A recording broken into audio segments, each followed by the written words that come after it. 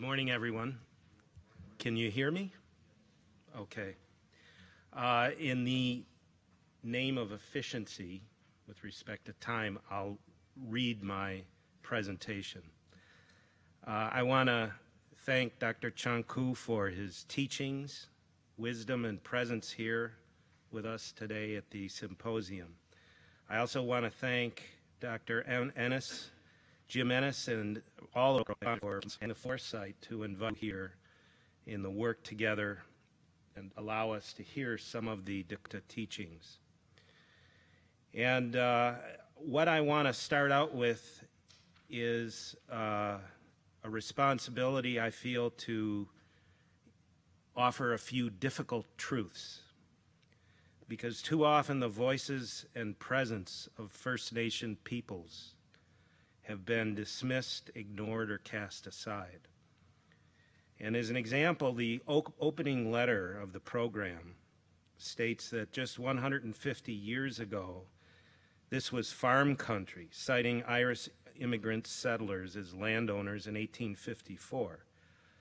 But what is not mentioned, as is too often the case, is that if we move back another 50 years to 200 years ago, the land where we sit here today was inhabited by Dakota, and before that, countless generations of their people back into history. I'm not faulting the letter in itself, but this is simply a small reminder of a larger dynamic that we tend to overlook First Nations peoples. So we have to remind ourselves that the land we are on right here, for anything like a garden is almost invisible today.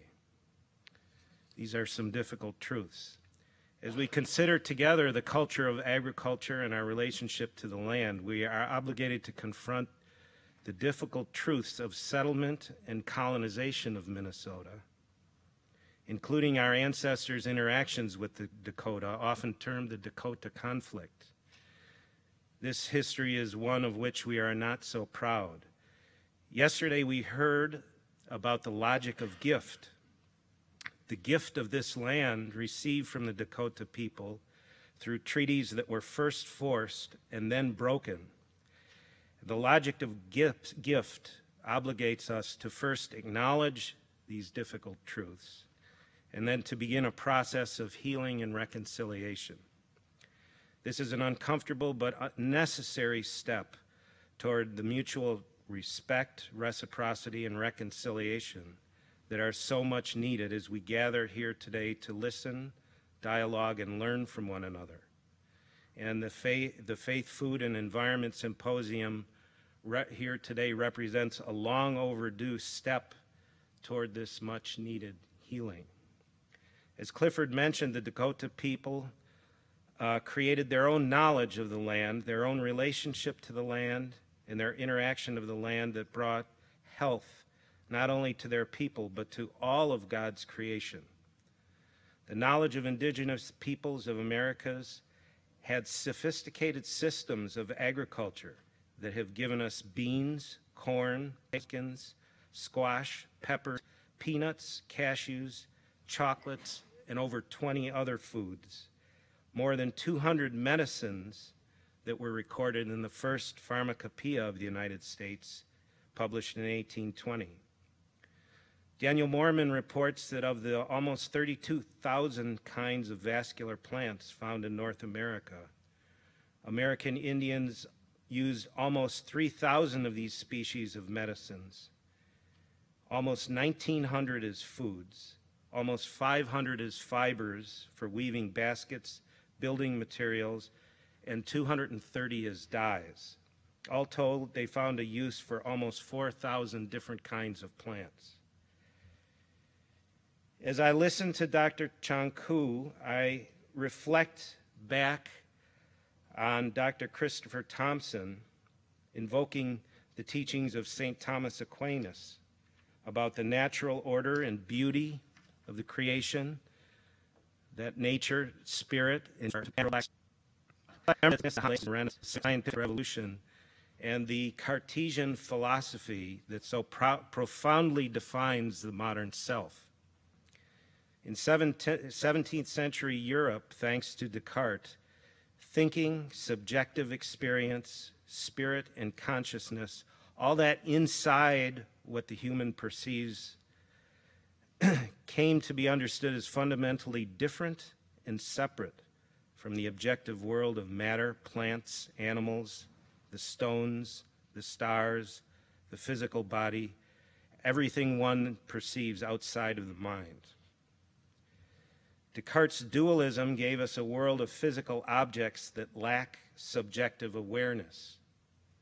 It gave us pervasive subject-object dichotomies between mind and matter, between scientist and nature, between experience and reality, between mind and the body.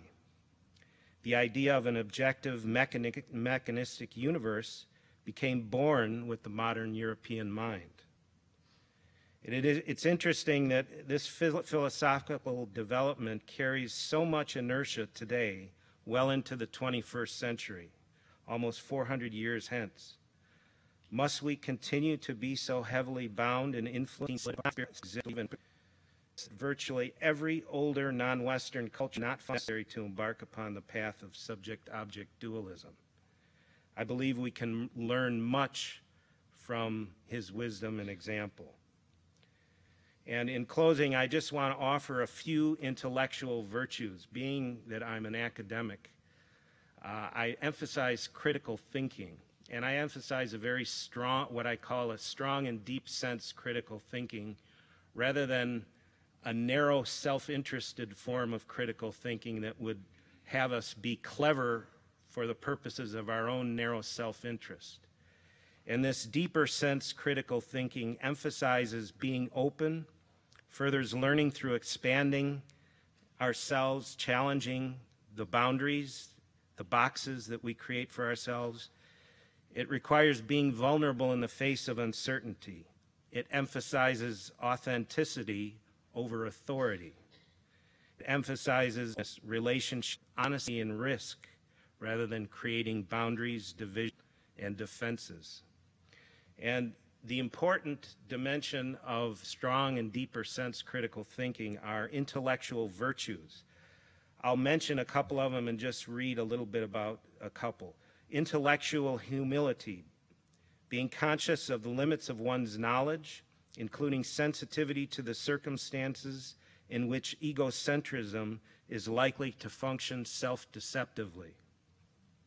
Intellectual courage, being conscious of the need to face and fairly address ideas, beliefs, or viewpoints toward which we have strong negative emotions and to which we have not given a serious hearing.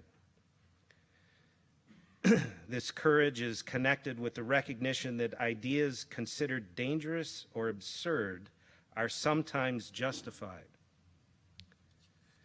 Intellectual empathy, being conscious of the need to imaginatively put oneself in the place of others in order to genuinely understand them. This requires being consciously aware of our egocentric tendency to identify truth with our immediate perceptions or of long-standing thoughts or beliefs. The others are intellectual integrity, intellectual perseverance, faith in human intelligence, and fair-mindedness. These are dimensions that I believe can be taught and cultivated, and I believe them to be a very important part of higher education. So I think I'll close with that, and then we'll do the roundtable discussions. Is that correct? Thank you very much.